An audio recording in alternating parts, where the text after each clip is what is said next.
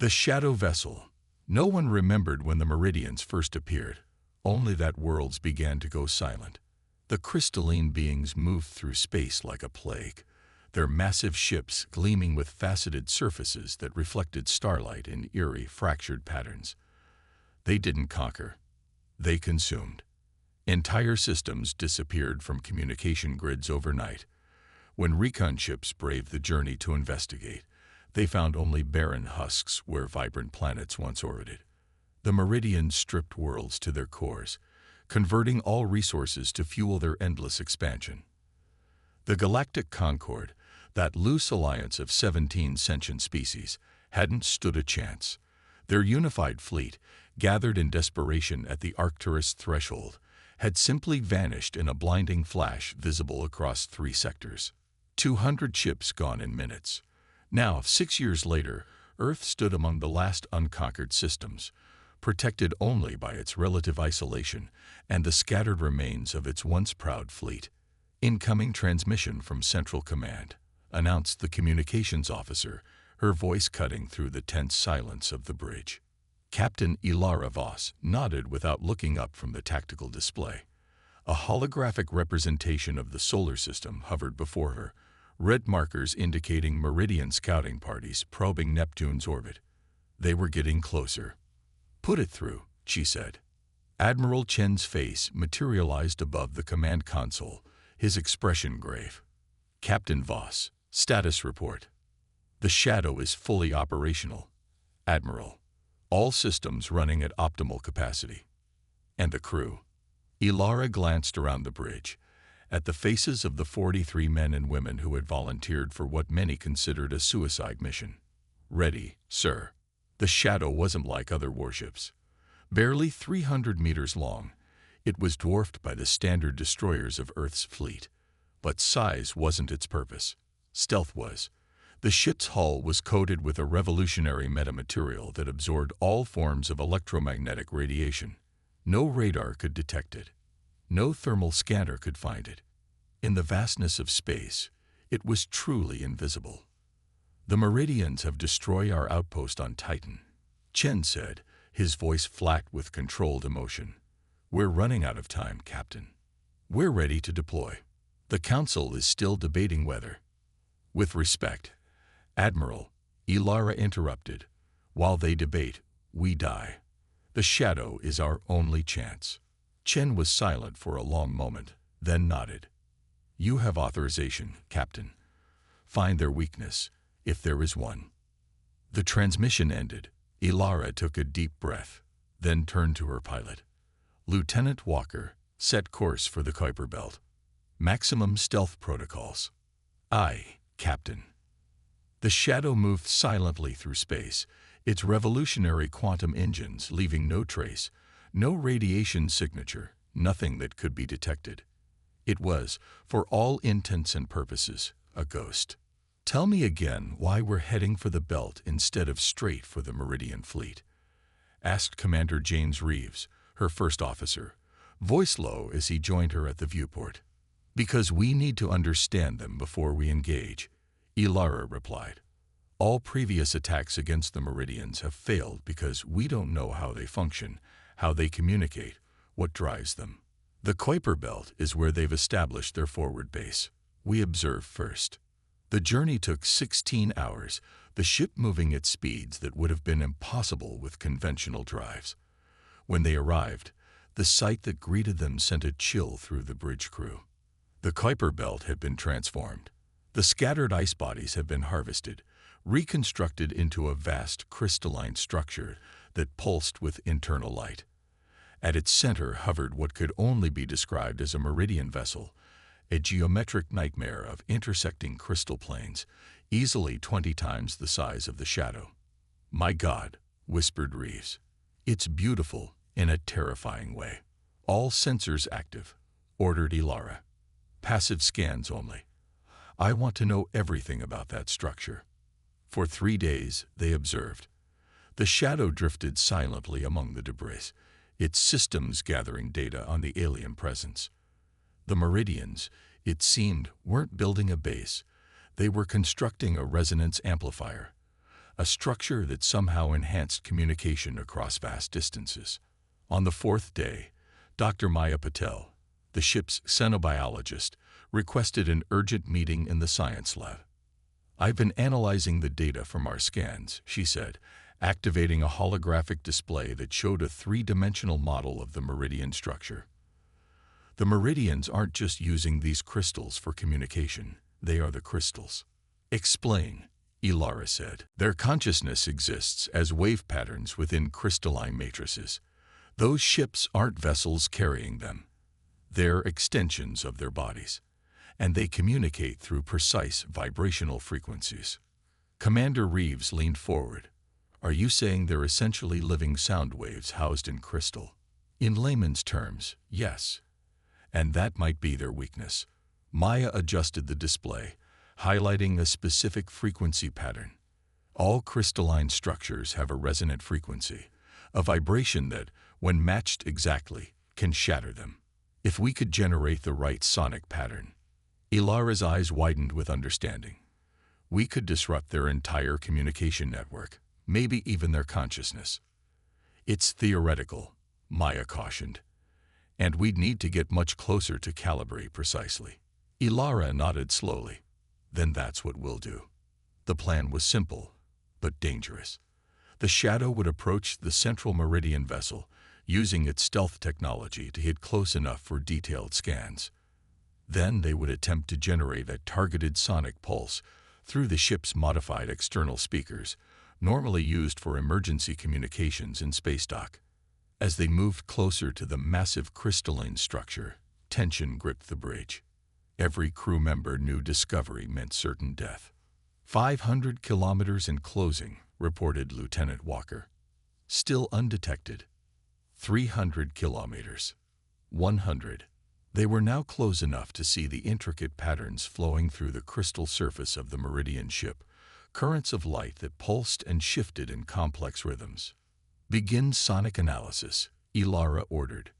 Dr. Patel worked furiously at her console, the ship's sensors probing the crystalline structure with low-level acoustic waves. "I'm getting it," she said, excitement building in her voice. "The resonant frequency is."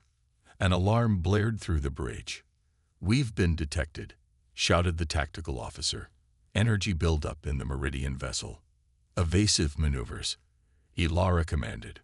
"Dr. Patel, do you have enough data?" "Yes, I think." The rest of her words were lost as a beam of concentrated energy lanced out from the Meridian ship, grazing the Shadow's port side. The ship shuddered violently. "Port shields down to 30%, reported the tactical officer. "They're charging for another shot." "Full power to engines," ordered Ilara. "Get us out of here." The Shadow lurched forward, its quantum drives engaging with a force that pressed every crew member back into their seats. Behind them, 3 smaller Meridian vessels, scout ships, detached from the main structure and gave chase.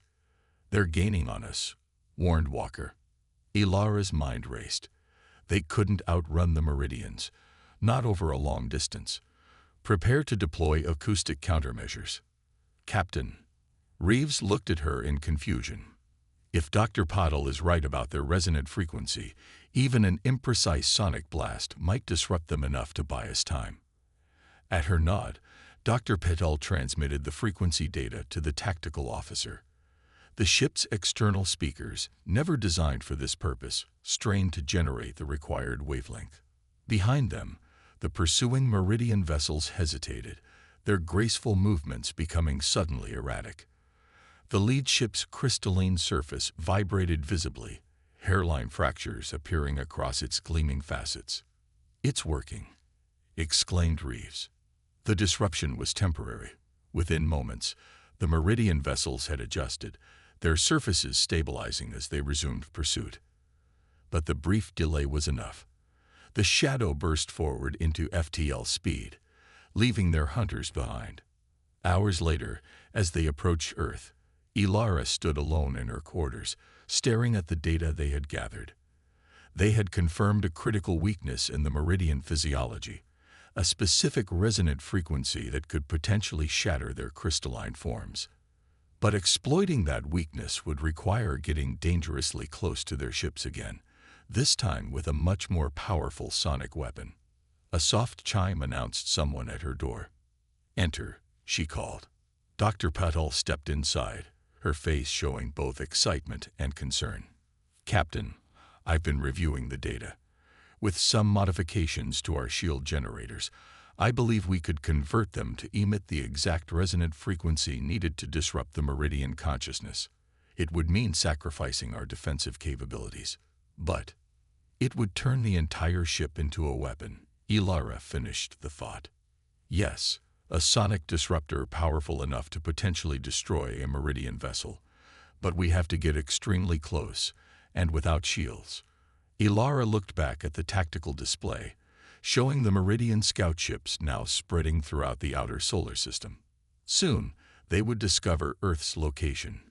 Time was running out. "Begin the modifications," she ordered. "I'll inform Admiral Chen of our findings." "Begin the modifications," she ordered. "I'll inform Admiral Chen of our findings." As Dr. Patel left, Ilara turned back to the viewport, gazing out at the stars. Somewhere out there, the Meridians were preparing their assault on humanity's last stronghold. The Shadow had discovered their weakness, but exploiting it would require a sacrifice few would be willing to make. The fate of Earth now rested on a desperate gamble and a ship named Shadow. Turning point. The Earth Defense Council chamber buzzed with heated debate. Holographic displays showed the advancing Meridian fleet, now less than 2 days from reaching Earth. Around the circular table, military commanders and civilian leaders argued, their voices rising with desperation. "Your plan is suicide, Captain Voss." General Rivera slammed his fist on the table. "Converting our last advanced warship into a glorified sound system, based on a theory." Ilara stood firm, Dr. Patel beside her. "It's not a theory, General. We've seen the effect firsthand. The Meridians are vulnerable to specific acoustic frequencies. And you propose to get close enough to their command ship to use this sonic weapon?" Admiral Chen asked, his voice calm but doubtful. "The Shadow would be destroyed in seconds." "Not if we maintain stealth until the last possible moment," Ilara countered. "We've modified the ship's metamaterial coding to absorb any scan they might use." The council president, a weathered woman with steel-gray hair, leaned forward. "Even if we approved this plan, Captain, how would you deliver the weapon? The moment you power up your sonic emitters, you'll lose stealth capability." "We won't power them externally," Dr. Patel explained. "The modifications we designed will channel the energy through the ship's hull itself. The entire Shadow will become a resonance chamber, focused directly at the target." Silence fell over the chamber as the implications sank in. "And the crew?" asked the president quietly. Ilara met her gaze. "The vibrations would be catastrophic to any organic tissue on board. We would need to program an autonomous approach sequence and evacuate before activation." "So you're proposing we sacrifice our most advanced ship on what amounts to a hunch?" General Rivera scoffed. "I'm proposing we take our one chance to save humanity," Ilara replied evenly. "Unless you have a better suggestion, General." The debate continued for hours. When the final vote came, it was 7-6 against Ilara's plan. The Council ordered the Shadow to join Earth's defensive line, using its conventional weapons systems only. Back aboard the Shadow, Ilara gathered her senior officers in the secure briefing room. "The Council has made their decision," she said quietly. "And I've made mine." Commander Reeves studied her face. "You're going ahead with the plan anyway." "It wasn't a question." "I'm giving everyone a choice," Ilara replied. "I won't order anyone to disobey the Council. Those who wish to transfer off can do so during tonight's maintenance cycle at the orbital station." Dr. Patel spoke up. "The modifications to the ship are nearly complete. If we're going to do this, we need to leave within the next 12 hours. "What about the autonomous approach system?" Lieutenant Walker asked. "We'd need to get within 10 kilometers of their command ship for maximum effect." "That's the problem," Dr. Patel admitted. Our simulations show the Meridians would detect the automated system's electronic signature, even with our stealth technology. Someone would need to pilot the ship manually until the very last moment. Silence fell over the room as understanding dawned. "I'll do it," Ilara said. "I'll pilot the final approach." "With respect, Captain," Reeves interrupted, "you're asking us to let you commit suicide." "I'm asking you to let me save Earth," she corrected. "One life against billions." No one spoke for several long moments. Then, one by one, they nodded their agreement. Not happily, but with the grim determination of soldiers who understood what was at stake.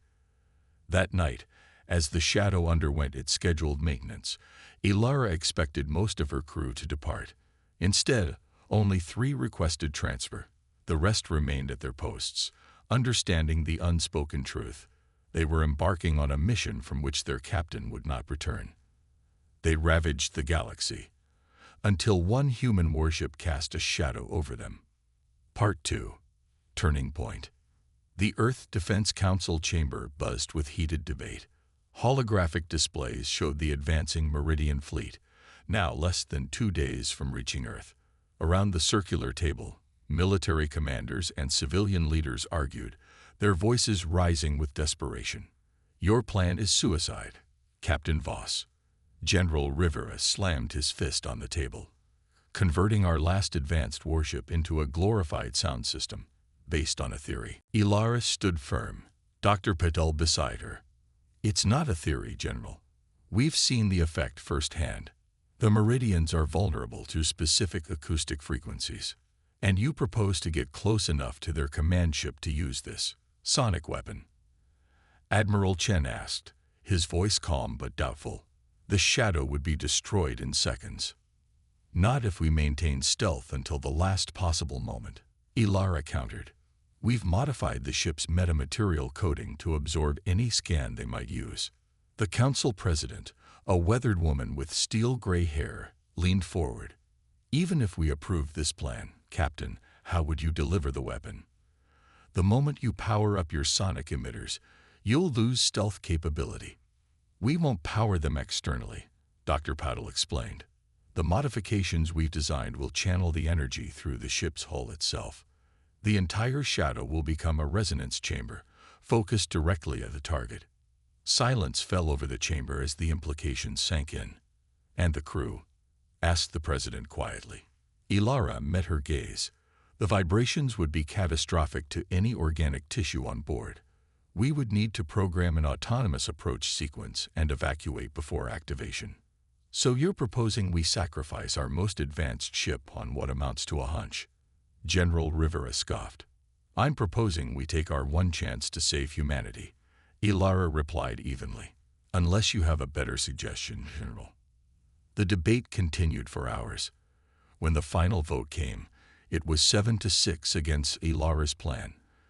The Council ordered the Shadow to join Earth's defensive line, using its conventional weapon systems only. Back aboard the Shadow, Ilara gathered her senior officers in the secure briefing room. "The Council has made their decision," she said quietly. "And I've made mine." Commander Reeves studied her face. "You're going ahead with the plan anyway." "It wasn't a question." "I'm giving everyone a choice," Ilara replied. "I won't order anyone to disobey the Council. Those who wish to transfer off can do so during tonight's maintenance cycle at the orbital station." Dr. Patel spoke up. "The modifications to the ship are nearly complete. If we're going to do this, we need to leave within the next 12 hours. "What about the autonomous approach system?" Lieutenant Walker asked. "We'd need to get within 10 kilometers of their command ship for maximum effect." "That's the problem," Dr. Patel admitted. "Our simulations show the Meridians would detect the automated system's electronic signature even with our stealth technology. Someone would need to pilot the ship manually until the very last moment." Silence fell over the room as understanding dawned. "I'll do it," Ilara said. "I'll pilot the final approach." "With respect, Captain," Reeves interrupted, "you're asking us to let you commit suicide." "I'm asking you to let me save Earth," she corrected. "One life against billions." No one spoke for several long moments. Then, one by one, they nodded their agreement. Not happily, but with the grim determination of soldiers who understood what was at stake. That night, as the Shadow underwent its scheduled maintenance, Ilara expected most of her crew to depart. Instead, only 3 requested transfer. The rest remained at their posts, understanding the unspoken truth. They were embarking on a mission from which their captain would not return. At 300 hours, the Shadow silently detached from the orbital station, its departure masked by a conveniently timed sensor recalibration. By the time Admiral Chen discovered their absence, they were already past Mars, accelerating toward the approaching Meridian fleet. Status report: Ilara ordered as they approached the outer edge of the Meridian formation. Stealth systems functioning at 98% efficiency, reported the tactical officer. Sonic disruptor modifications complete and operational. We're detecting 27 Meridian vessels in total, including the command ship at the center of the formation. The command ship dwarfed its escorts, a massive crystalline structure shaped like a dodecahedron, each facet pulsing with internal light. It was, Ilara realized, breathtakingly beautiful, like a cathedral built from living starlight. "Take us in, Lieutenant Walker. Thread the needle." The Shadow moved with impossible grace through the Meridian formation, passing within kilometers of enemy vessels that remained oblivious to its presence. Every crew member held their breath as they penetrated deeper into the heart of the fleet. Approaching optimal range, Dr. Patil announced quietly, 10 kilometers from the command vessel. Ilara nodded.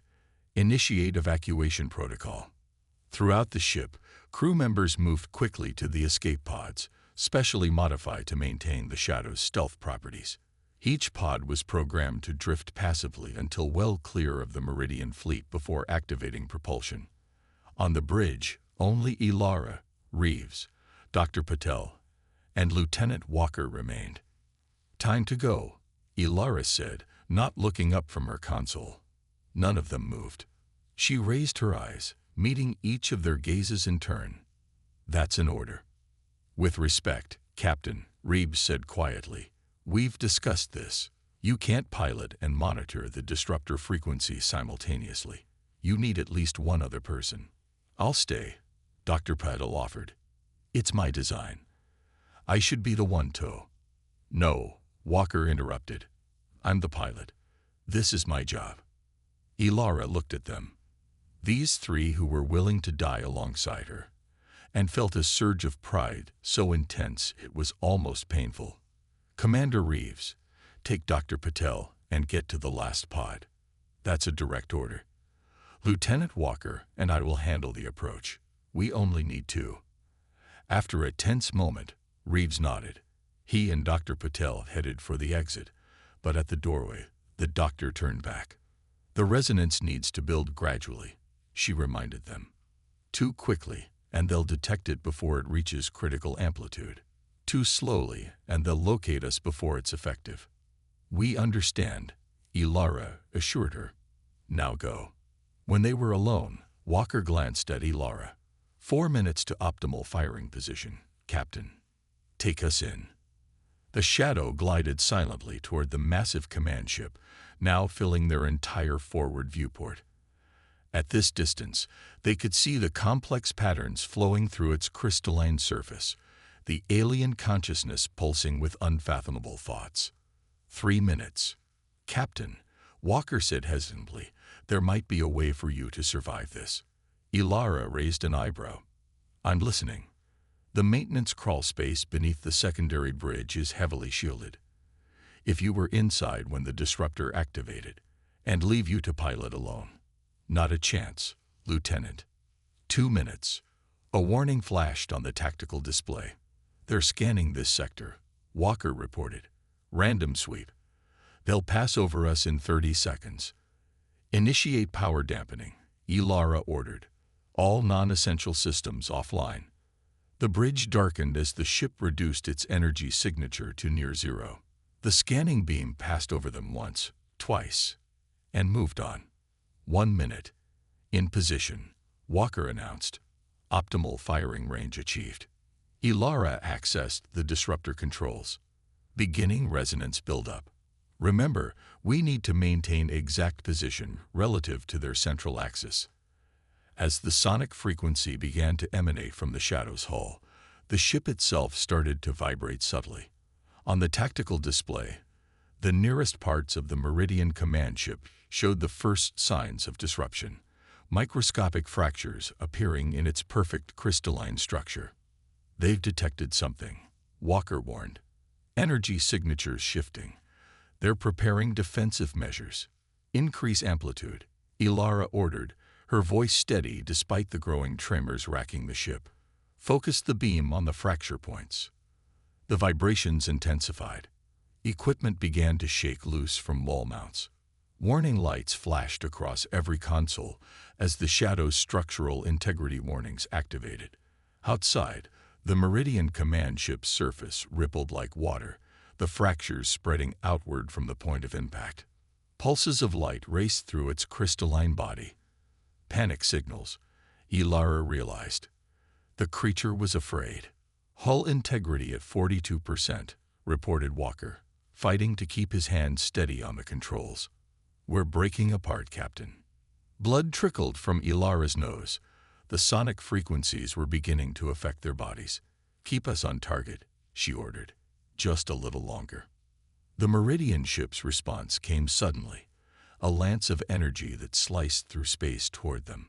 But its aim was erratic, disrupted by the sonic attack destroying its sensory apparatus. "Evasive maneuvers," Ilara shouted. Walker's hands flew across the controls, but they were too late. The energy beam struck the Shadow's port side, tearing through the weakened hull. Atmosphere vented explosively into space. Emergency bulkheads slammed shut, but the damage was catastrophic. "Port side gone," Walker reported, his voice eerily calm. "Sonic disruptor efficiency down to 70%. "Reroute all remaining power," Ilara ordered, fighting against the pain now hammering through her skull. "Everything we've got." As she spoke, something extraordinary happened. The fractures in the Meridian command ship reached a critical point, and with a silent flash of light, the massive crystalline structure began to break apart. But instead of the explosion Ilara had expected, the fragments themselves seemed to shatter into smaller and smaller pieces, each disintegrating into luminescent dust. More remarkably, the destruction spread. The resonant frequency, amplified by the command ship's own communication network, propagated outward to the surrounding vessels. One by one, they began to fracture, dissolving into clouds of glittering particles. "It's working," Walker whispered, awe overtaking pain in his voice. "It's actually working." Ilara stared in wonder at the tactical display, showing Meridian ships failing across the entire fleet. The resonance cascade had exceeded their most optimistic projections. "Can we survive this?" Walker asked, meeting her eyes.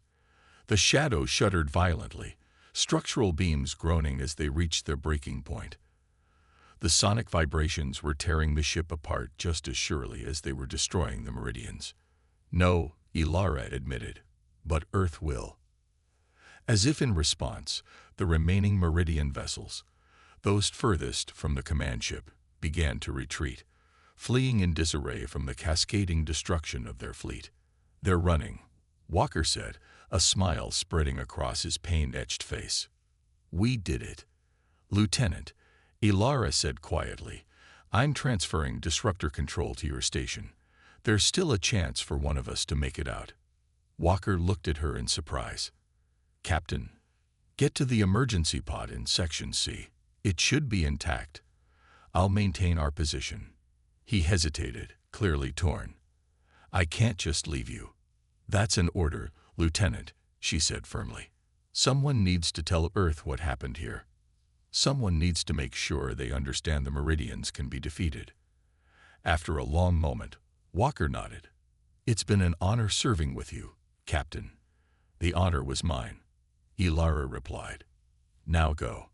Alone on the bridge, surrounded by failing systems and the groaning death throes of her ship, Ilara kept her eyes fixed on the tactical display. The Meridian command ship had completely disintegrated, leaving only a cloud of glittering dust where it once hovered. Throughout the fleet, the effect continued to spread. The pain in her head had become nearly unbearable, blood flowing freely from her ears and nose. Her vision blurred, but she forced herself to remain conscious, maintaining the shadow's position to maximize the disruptor's effect. In her final moments, as the ship began to break apart around her, Ilara thought not of death but of victory. Humanity would survive. Earth would endure. And perhaps, one day, they would venture forth into the stars again, no longer prey but predators to those who threatened their existence. The Shadow's hull finally surrendered to the forces tearing it apart.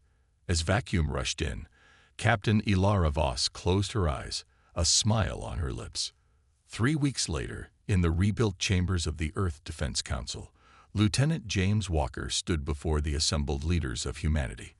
His injuries were still healing, sonic trauma that would leave permanent scars, but he stood tall, his voice clear as he completed his report. Of the 27 Meridian vessels in the attack fleet, 22 were completely destroyed. The remaining 5 fled the system and have not returned. Our long-range scanners indicate that the resonance cascade spread through their communication network, affecting Meridian structures as far as the Kuiper Belt. Admiral Chen leaned forward. "And you believe they won't return?" "They're not extinct, sir," Walker clarified. "But they've learned something they never knew before. Fear. They now understand that approaching Earth means death." The council president nodded slowly. "Then Captain Voss's sacrifice saved us all," Walker finished. "And not just us. Every world the Meridians might have destroyed in the future. She showed us they can be defeated." After the debriefing, Walker stood alone before the memorial wall where Ilara's name had been freshly inscribed. Beside him, Dr. Petal gazed up at the holographic image of the Shadow, the ship that had changed the course of human history. "They're already talking about building more ships with the sonic technology," she said quietly. "A whole fleet of them." Walker nodded. The Shadow Fleet. She would have liked that. Above them, through the transparent dome of the council chamber, the stars shone brightly in the night sky. Somewhere out there, the Meridians were retreating, their unstoppable conquest halted by a single human warship.